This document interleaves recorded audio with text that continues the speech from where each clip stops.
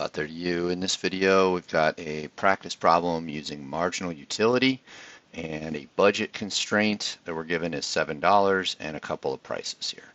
So if we want to maximize total utility, what that means is sort of a coded way of talking in economics. It's the most bang for your buck.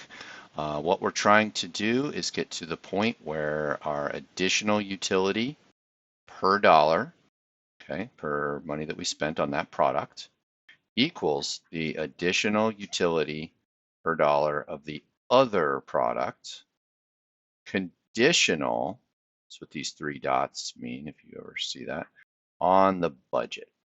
Okay, and the budget here is $7. So conditional on $7.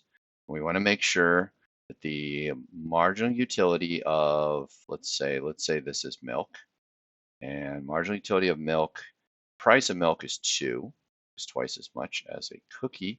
Cookie is $1. Okay, so the marginal utility from cookies over 1 is to equal the marginal utility of milk over 2, conditional on the fact that this consumer, Sandy here, has $7. So these two curves are marginal utility curves, and they give you the quantity per period. Okay, so it's important to note that past 11 units of milk, this person is now throwing up the milk. They get disutility or negative satisfaction, negative additional satisfaction.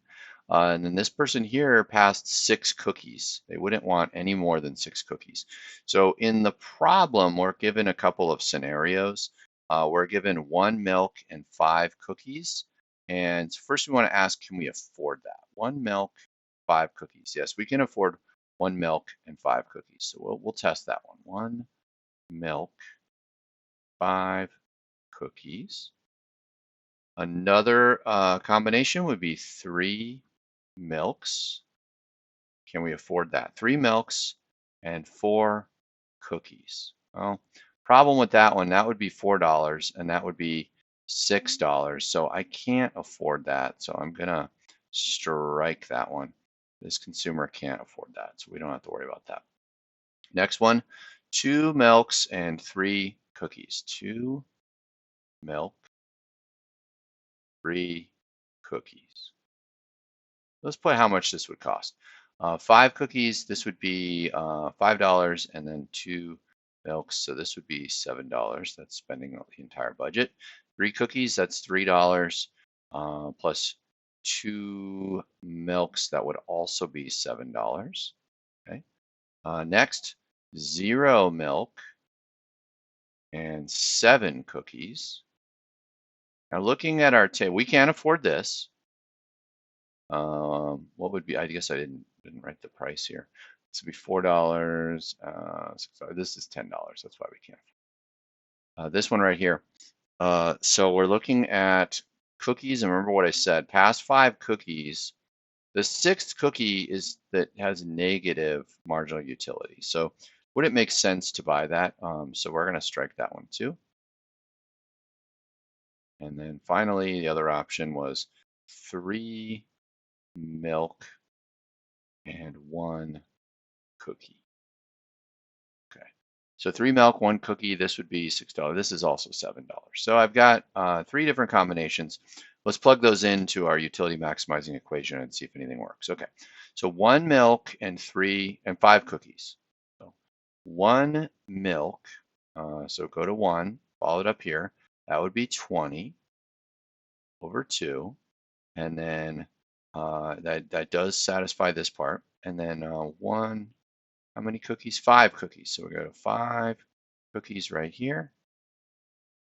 That would be that point right there. So that's a marginal utility of 2. So 2 over 1. Does this equal? Does 10 equal 2? No, it doesn't. Can't be that one. Okay. Next, what about 2 milk, 3 cookies? So 2 milk, so go to 2 milk right here. That would be 18 over 2. And then 3 cookies, so go to 3, which is right here. That would be 10, so 10 over 1. So this gives us 9 and 10. That's pretty close. That might be the answer, but let's check the last one. So if that's the closest we get, that is the answer. Okay, so we'll check that one. Maybe it's this one. And then finally, last one, 3 milks and 1 cookie. So 3 milks would be 16. So our last combination here, 16 over 2. And 1 cookie, 18. So 18 over 1, that does not equal. So this doesn't actually equal. 10 does not equal 9, but that's as close as we get. So that's going to be the most utility that you can get. Now, you could check all this. So the answer here would be, given these options, 2 milk, 3 cookies. But you could check all this. What you could do is put it in a table and calculate total utility. So let's do total utility from 2 milks and then 3 cookies. So total utility comes from adding up the additional utilities or marginal utilities. So on the first milk, you would get 20, and on the second milk, you get 18. So so here, I'll write this. This is 20 plus 18 plus the 3 cookies. So cookie would be 18 plus 14 plus 10.